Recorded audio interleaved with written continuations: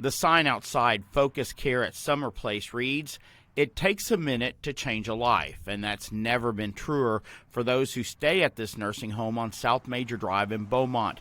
In a week's time, COVID-19 has impacted dozens of lives in this facility. They have had approximately 34 people who have tested positive, and that's a combination of their patients and staff. Sherry Ulmer is the City of Beaumont's public health director, and it's the worst-case scenario she and other local leaders tried to prevent with this news conference a week before Thanksgiving on the steps of the Jefferson County Courthouse. Urging people to reconsider congregating for Thanksgiving, and we knew that this would happen. While this group promoted prevention, Texas Health and Human Services, which oversees nursing homes, was giving residents a pass, literally. On Thanksgiving Day, the state approved that the residents be able to go out for passes.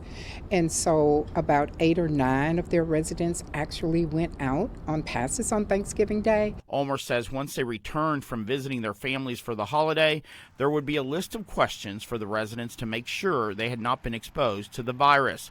Ulmer said their answers did not reflect that they had, so they were placed back with the general population at Summer Place. But then, of course, some of those began to test positive for COVID.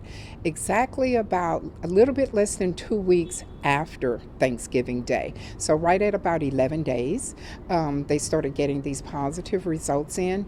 And we do know from CDC's research that 2 to 14 days is the average length of time that it takes for someone to test positive or exhibit symptoms after exposure. So CDC's research with this is just right on point. It's alarming to Ulmer that the state does not appear to be on the same page as local health officials. It's two totally different points of view.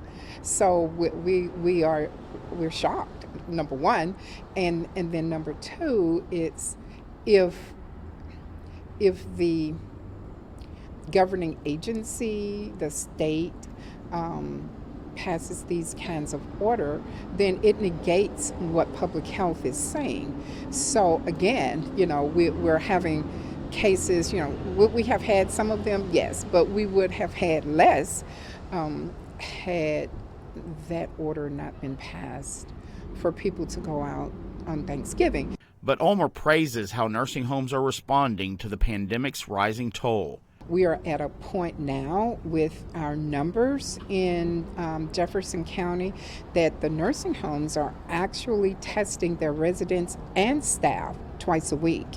So that's a directive that came out a few months ago. So they are absolutely doing what they have been instructed to do, what they know to do from experience. They're doing everything that they know to do to attempt to prevent the spread of this virus. And she says at Summer Place, the priority is stopping the spread. All of those patients who are tested positive are on what they call their hot unit. They are separated from the general population. And then the warm unit is anybody who has been exposed to anybody who's on the hot unit.